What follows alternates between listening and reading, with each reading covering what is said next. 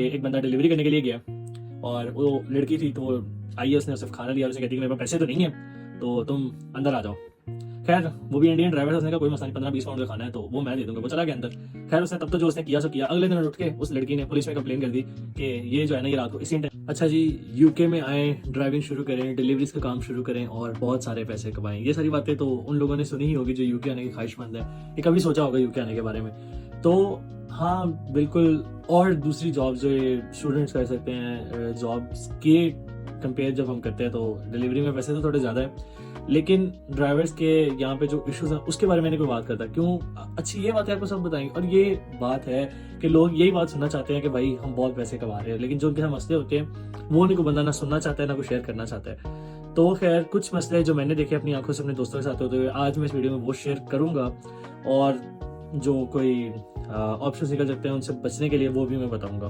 तो वीडियो देखें। अगर आप भी यूके में आके ड्राइविंग करना चाहते हैं, डिलीवरी ड्राइवर्स की जॉब करना चाहते हैं, तो शायद ये वीडियो किसी खाते में आपके लिए कोई फायदेमंद शुरू और साबित हो।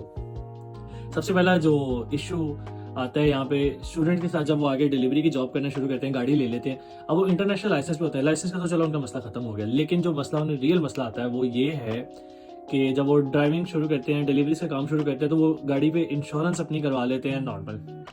अब जिन लोगों को नहीं पता कि यहाँ पे अगर आपने डिलीवरी की जॉब करनी है तो आपके पास बिजनेस इंश्योरेंस होनी चाहिए।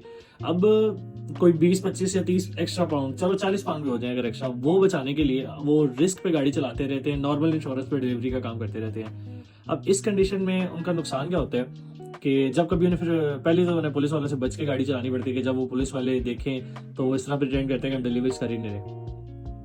अब जब वो पकड़े जाते हैं तो एक मेरे दोस्त के साथ क्या हुआ कि उसकी उन्होंने गाड़ी सीज कर ली थी।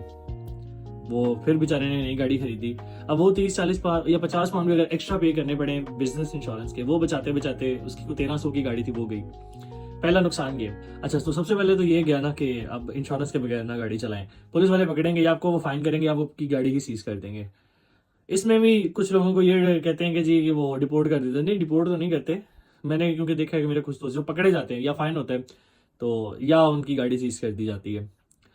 तो सबसे पहला तो यही है नुकसान। अब जनाब इससे बचने के लिए आप बिजनेस इंश्योरेंस करवाएं अगर आपने डिलीवरी की जॉब करनी ही करनी है, या गाड़ी पे जिस तरह के भी। अब जो रियल ड्राइवर्स हैं, यानी कि जो टैक्सी है, वो तो आप कर नहीं सकते जब तक आप स्टूडेंट के इस वीज़ा पर हो। स्टूडेंट्स को नहीं अलाउ, वो टैक्सी नहीं कर सकते। PSW पे शायद आप कर सकते हैं।